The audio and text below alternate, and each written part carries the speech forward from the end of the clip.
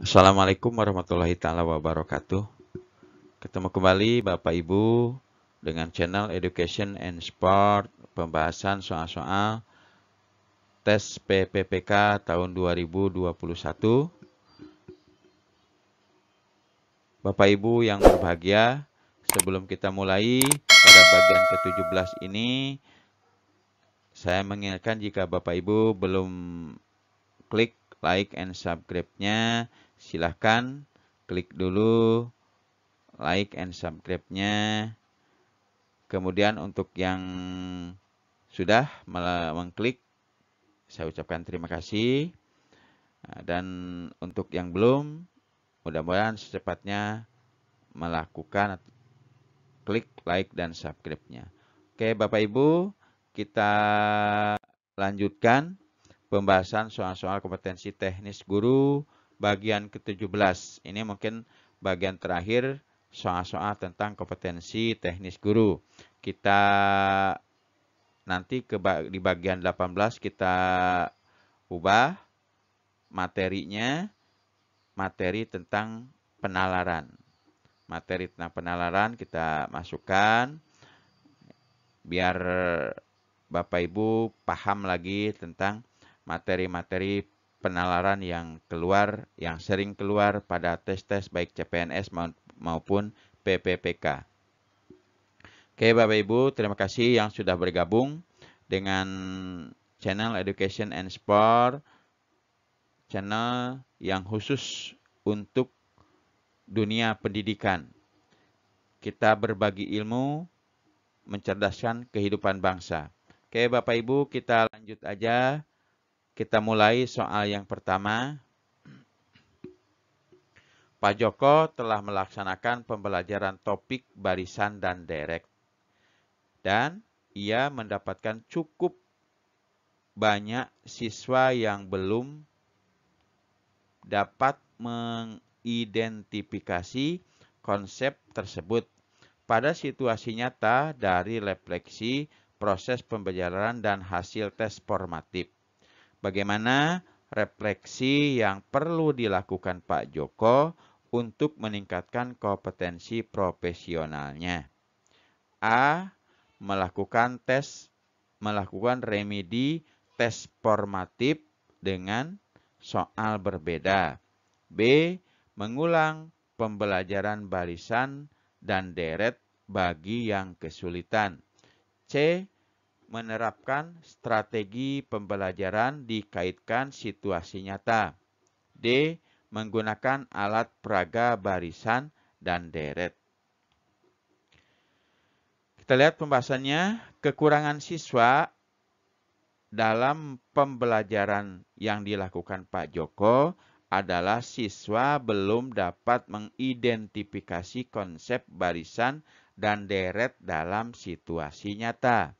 Nah, refleksi yang tepat yang dilakukan oleh Pak Joko adalah menerapkan strategi pembelajaran yang dikaitkan dengan situasi nyata atau kontekstual problem. Berarti isiannya adalah yang C, menerapkan strategi pembelajaran terkait situasi nyata. Oke, kita lanjut. Soal nomor 2. Pengertian kelas dalam PTK adalah sekelompok peserta didik yang sedang belajar. Adapun komponen dalam sebuah kelas yang dapat dikaji melalui penelitian tindakan antara lain sebagai berikut. Kecuali A. Guru, B. Siswa, C. Materi pelajaran, D. Hasil pembelajaran. Kita lihat dalam PTK, seorang guru dapat mengkaji komponen sebagai berikut. Apa yang dikajinya? 1. Guru, 2. Siswa, dan ketiganya hasil pembelajaran. Berarti isian yang tepat adalah, yang salahnya berarti ya Bapak Ibu ya, karena ada kecuali materi pembelajaran atau yang C. Oke, kita lanjut lagi soal nomor 3. Apabila dikaitkan dengan tanggung jawab guru terhadap pembelajaran, PTK dapat membantu guru untuk A. Mengatasi masalah siswa, B. Memperbaiki pembelajaran, C. Berkolaborasi dengan guru lain, D. Berkembang secara profesional. Pembahasannya, PTK mempunyai salah satu tujuan yakni dapat memperbaiki pembelajaran yang dilakukan oleh guru dari tindakan reflektif yang dilakukan. Jadi, isian yang tepat untuk soal nomor 3 adalah yang B, memperbaiki pembelajaran. Oke, Bapak Ibu yang berbahagia. Nanti Bapak Ibu biar lebih paham lagi, sekali lagi di pause ya, dibaca teliti soal-soalnya, sudah di pause, dibaca, baru di play lagi. Kita lanjut ke soal nomor 4 Bapak Ibu. Berikut masalah yang dapat dan lebih tepat dipecahkan dengan PTK untuk meningkatkan profesionalitas guru. A. Mengatasi kecurangan siswa dalam ujian. B. Memperbaiki penerapan metode pembelajaran. C. Memperbaiki nilai prestasi siswa. D. Menertibkan penggunaan fasilitas kelas. Bahasanya, salah satu masalah yang dapat dan lebih tepat dipecahkan dengan PTK dalam rangka meningkatkan profesionalisme guru adalah memperbaiki penerapan metode pembelajaran. Berarti isian yang tepat adalah yang B ya. Yang B, memperbaiki penerapan metode pembelajaran. Oke, Bapak Ibu yang berbahagia, kita lanjut ke soal nomor 5. Hasil PTK dapat ditindaklanjuti dengan cara sebagai berikut, kecuali, ada kecualinya lagi. A. Menerapkan pada situasi yang sama di kelas berbeda. B. Mengembangkan keterampilan mengajar yang relevan. C. Menggeneralisasi hasil PTK pada seluruh kelas di sekolah. D. Membuat karya tulis dari hasil PTK untuk diseminarkan atau diterbitkan. Kita lihat pembahasannya mengenai PTK. Hasil PTK atau penelitian tindakan kelas dapat ditindaklanjuti dengan cara menerapkan pada situasi yang sama di kelas yang berbeda. Kemudian, mengembangkan keterampilan mengajar yang relevan dan membuat karya tulis dari hasil PTK untuk diseminarkan atau diterbitkan. Berarti yang kurang tepat isian untuk nomor 5 adalah yang C, menggeneralisasikan hasil PTK pada seluruh kelas di sekolah ya. Oke, kita lanjut Bapak Ibu ke soal nomor 6 yang merupakan ciri khusus aplikasi pengolahan data online yang tidak dimiliki aplikasi offline adalah yang A, dapat digunakan untuk menulis simbol matematika. Yang B, dokumen dapat diedit secara bersamaan dengan orang lain. C, tidak dapat digunakan untuk menggambar objek matematika. D, dokumen tidak dapat dicetak secara offline. Kita lihat pembahasannya. Ciri khusus aplikasi pengolah data online yang tidak dimiliki oleh aplikasi offline adalah dapat digunakan untuk menulis simbol. Dokumen dapat diedit secara bersamaan dengan orang lain. Tidak dapat digunakan untuk menggambar objek matematika. Berarti yang tepatnya yang ini isiannya adalah tidak dapat dicetak secara offline ya. Berarti D isiannya ya. Tidak dapat dicetak secara offline. Oke, Bapak Ibu, kita lanjutkan lagi ke soal nomor 7. Contoh media yang bukan merupakan media pembelajaran manipulatif adalah A. Aplikasi animasi yang dapat digerakkan dengan mouse komputer. B. Kartu permainan edukatif. C. Klinometer untuk mengukur sudut elevasi. D. Poster rangkuman rumus matematika. Kita lihat pembahasannya sangat jelas bahwa poster merupakan rangkuman rumus matematika, bukan media pembelajaran yang manipulatif ya. Karena poster tersebut ditulis dengan jelas sehingga memberikan informasi kepada siswa. Oke, berarti isiannya adalah yang D. Poster rangkuman rumus matematika. Oke, Bapak Ibu, kita lanjut lagi nomor 8. Tujuan utama pengembangan keprofesionalan lanjutan adalah untuk A. Menambah pengalaman penelitian dan publikasi. B. Meningkatkan mutu pengelolaan pembelajaran. C. Meningkatkan karir jabatan profesi guru. D. Meningkatkan profesionalitas guru. Kita lihat pembahasannya. Pengembangan keprofesian lanjutan atau PKB adalah bentuk pembelajaran bagi guru yang merupakan kendaraan utama dalam upaya membawa perubahan yang diinginkan berkaitan dengan keberhasilan siswa. Tujuannya adalah pengembangan kompetensi guru dilaksanakan sesuai kebutuhan, bertahap, berkelanjutan untuk meningkatkan profesionalitasnya. Oke, jadi isian yang tepat untuk nomor 8 ini adalah yang D, meningkatkan profesionalitas guru.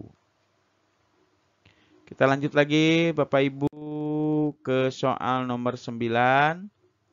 Berikut ini adalah karakteristik modul. Adalah A. Karya tulis cetak mengenai materi pelajaran. B. Diperuntukkan untuk belajar mandiri. C. Berisi materi dan latihan atau tugas. Ya. Berisi materi dan latihan atau tugas. D. Dipersiapkan berjenjang per topik. Nah, kita lihat pengertian dari modul Bapak Ibu. Modul adalah bahan ajar yang berisi pengetahuan untuk bidang ilmu atau mata pelajaran tertentu dan diperuntukkan bagi siswa pada suatu jenjang pendidikan atau sebagai bahan mengajar bagi guru.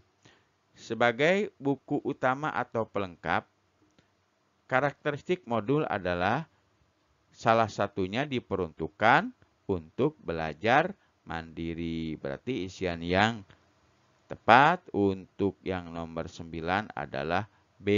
Diperuntukkan untuk belajar mandiri. Kita lanjut ke soal nomor 10. Sekaligus soal terakhir untuk bagian ke-17 Bapak Ibu ya. Karya ilmiah guru harus memenuhi kriteria APIK atau APIK ya, agar dapat dianggap sebagai karya yang bermutu. Pengertian akronim dari huruf-huruf nih ya, dari kata-kata APIK, APIK, yang salah adalah, berarti kita cari yang salahnya Bapak Ibu ya. A. Asli maksudnya merupakan karya tulis sendiri. Kemudian yang B, di sini P ya, huruf P ya, yang kedua ya.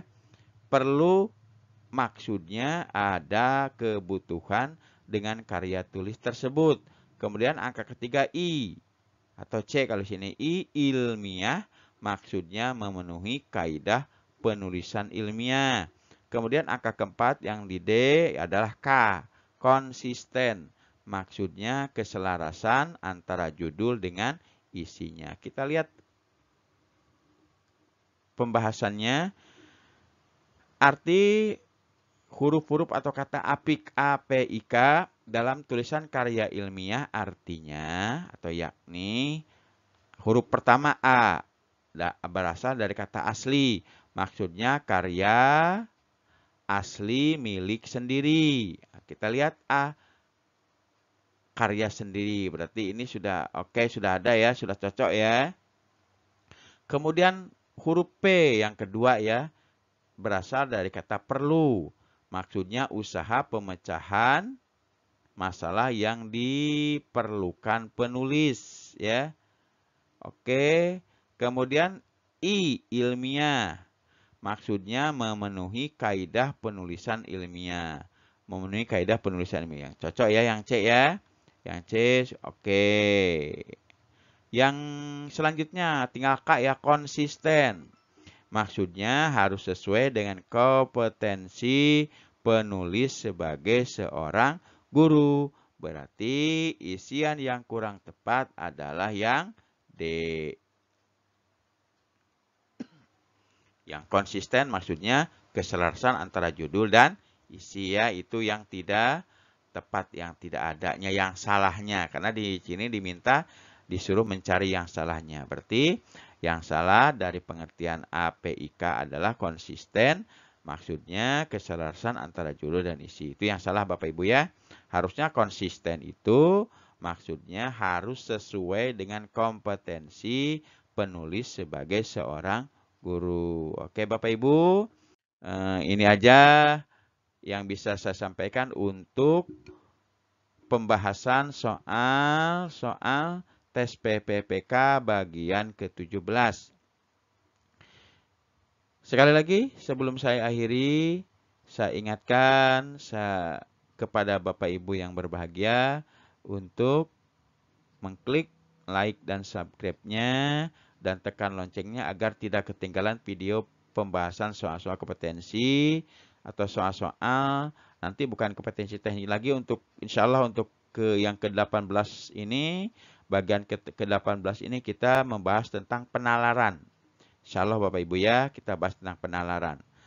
Nah, dan jika menurut Bapak Ibu video ini bermanfaat, silahkan sebarkan ke siapapun yang memerlukan, biar kita bisa mendapatkan ilmu tersebut ya.